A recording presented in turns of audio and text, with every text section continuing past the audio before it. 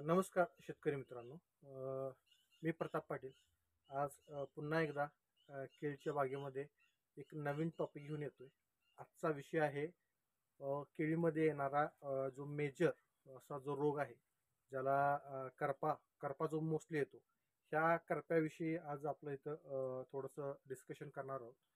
करप्यामध्ये आता येणारा दोन प्रकार आहेत. एक आहे सिगाटोका आहे आणि दुसरा आहे फ्युजारियम विल्ट आहे. आता आजच्या ह्या केळीच्या बागेमध्ये पाहिलं तर बऱ्यापैकी मागची पानं ही बघितली तर ही सगळी आता ड्राय होऊन गेलेत. करप्याचं प्रमाण ह्या केळीमध्ये बऱ्यापैकी आलेलं आहे.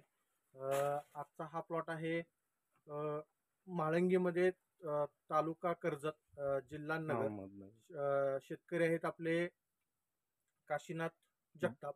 आज ह्यांच्या प्लॉटमध्ये आलेला. लास्ट टाइमला करप्यासाठी यांना आपण एक औषध दिलं होतं. टेबुकोनॅझोल सल्फर कॉम्बिनेशन असणारं मार्केटमध्ये अनेक कंपनीज येतात.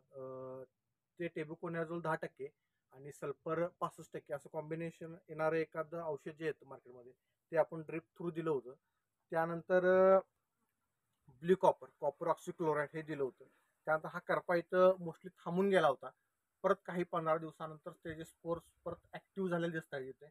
आणि शेतकऱ्याचं म्हणणं आलं की थांबलेला करपा परत इथे ऍक्टिव्ह झालेला आहे. आणि ह्या प्लॉटमध्ये एक स्प्रे सुद्धा दिला होता करप्यासाठी, स्ट्रेप्टोसायक्लिन, जो कवच आणि स्ट्रेप्टोसायक्लिन ह्यांचं कॉम्बिनेशन असणारं एखादं स्प्रे इथं आपण STP पंपाने फवारलं होतं. त्यानंतरही कंट्रोलमध्ये होता. परत काही स्पोर ऍक्टिव्ह झाले असतील ह्युमिड क्लायमेटमुळे, वातावरण फिरल्यामुळे परत स्पोर ऍक्टिव्ह झाले आणि करपा इथं आलेला आहे. आता करप्यातला जसं सुरुवातीला मी बोललो तुम्हाला, एक सिगाटोका येतो जो मायकोस्पेरिला म्युझिकोला ह्या पॅथोजनमुळे येतो.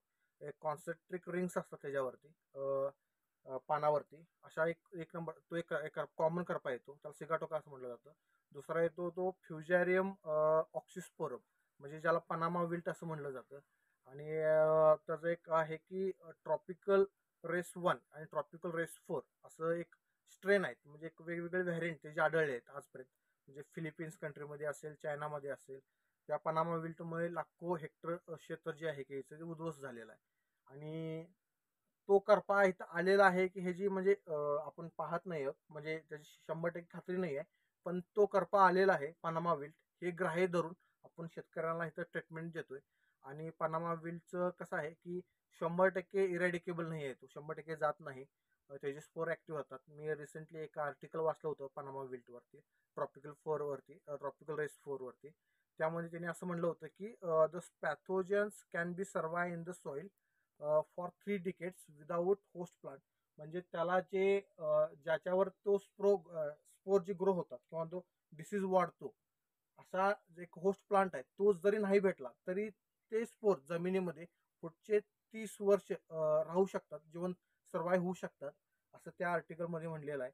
आणि त्यामुळे इथं सॉइल बॉर्न डिसीज असल्यामुळे इथून जमिनीतूनच येतो. आणि त्याचं तो कॉझिंग कसं करतो, म्हणजे कशा प्रकारे त्याचं मेकॅनिझम आहे, तो जेव्हा एकदा रूट्स थ्रू आत गेला की जो स्टेम आहे केळीमधला, स्टेमला द वॉटर कंडक्टिंग जे टिश्यूज असतात त्याला ब्लॉक करण्याचं काम करतो.